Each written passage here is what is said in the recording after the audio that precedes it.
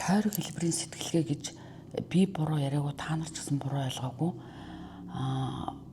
Дорны болон өрнийн ард түмний цаг хугацааны сэтгэлгээний талаарх ойлголтууд өөр. Барууны зохиол бүтээлүүдэд цаг хугацаа шугамн дараалттай байдаг бол одоо дорны болон нүүдэлчдийн бүтээлд нь, өгүүлэмжинд нь, амьдралд нь, сэтгэлгээнд нь одоо тэрч байтугай шашинд нь энэ цаг хугацаа бол тойрог хэлбэртэй байдаг. Уянгийн тойрог энэ яруу найрагт бол за үүнийг л өстой Монгол хүн гэж хэлэхгүй юм бол, үүнийг л Монгол оршихуй гэхгүй юм бол, үүнийг л Монгол ёс уламжлал гэхгүй юм бол өөр одоо юуг Монгол одоо уламжлал, юуг Монгол ёс заншил, юуг Монгол хүн гэх юм бэ гэмээр гэж хэлмээр төвшөнд нь хүртэл бидний тухай өгүүлж чадсан ийм яруу найраг.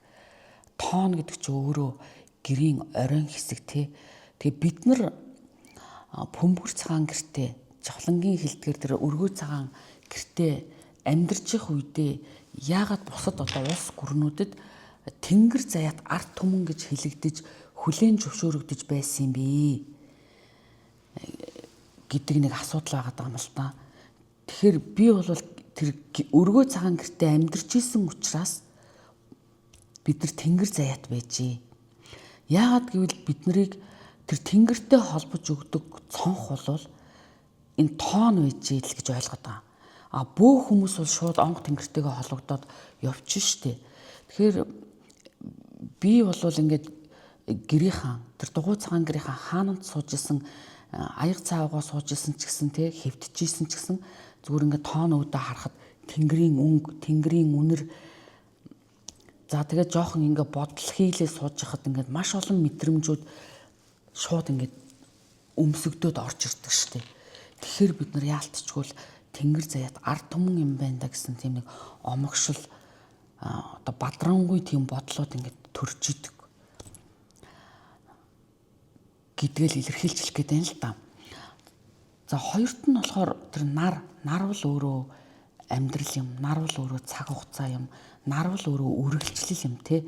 Тэгээ тэр нар, тэр амьдрал, тэр цаг хугацаа, тэр үргэлжлэл тэр Монгол гэрийн оройгоор бид нар дээр бууж ирж шít.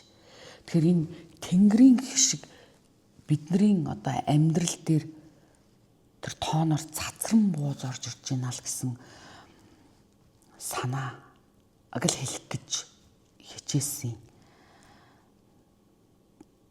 За хоёрт нь болохоор нөгөө үйл хийгээд сууж байгаа ээж байна. Энэ ээж бол зүгээр нэг зүү утас эвлүүлээ суугаагүй энэ ээж бол торгоны хээ золгуулад учрал бэлэгдээ сууж байгаа. За та нар торг гэж бодоод үзтээ. Торг гэж яг юу юм? Бид нар нэг торгон мэдрэмж гэж ярих дуртай тий. Тэгээд ер нь бол даавуу мэдрэмж, ноолуурын мэдрэмж гэж яриад идэггүй шүү дээ. Торгон мэдрэмж гэж яриад идэг. Тэгээд тэр торгон дээр их байгаа хээг золгуулад суугаад байна л да. Тэгээд учрал бэлэгдээ тий. Тэгэхээр эн чинь ерөөсөө зөвхөн Монгол эмэгтэйдл байдаг тийм үнэлж баршгүй, тэгээ ингээд хэлж баршгүй ийм гайхамшиг чанарууд тэнд яваад байгаа байхгүй юу? Тэр дээл гэж яг юу юм? Аавын дээл гэж юу юм? Эцгийн дээл гэж юу юм? Энэ эцгийн дээл бол өөрөө удам, энэ эцгийн дээл бол ёс төр, эцгийн дээл бол өв уламжлал тий. Тэгэд энэ бүхнийг одоо уралж байгаа ээж байгаа. Бид нар бол яг их гэдэг хүний сэтгэлээс гарч яваад буцаал бид нар их гэдэг хүний сэтгэл дээрээ ирдэг. Ийм санаа. Тэгэхэд энэ их хүн болвол бүх юмны эхэнд ч гэл байна, дундаж байна, төгсгөлд ч байна. Энэ бол тойрог тий. За нөгөө талаар нөгөө хүү байгаа штэ мөлөвч байгаа хүү. Тэр мөлөвч байгаа хүү өргөө цагаан гэрийнхэн үүдээр гарахтаа мөлхөөд гарсан эргэж орж ирэхдээ алхаад ороод ирж байгаа. гэрээ ингээд тойроод орж ирэхдээ тэр амьдралтай танилцаад амьдралын тэр одоо хөлд орох явцад тохиолдсон тэр саад бэрхшээл бүхнийг даваад туулаад хөлд орж ороод ирж байгаа. Тэг явцдаа энэ хүүхэд хизээч ээжээсээ тусламж гуйж одоо гонгноогүй, ганганаагүй, уйлаагүй тэрийгэ илэрхийлээгүй.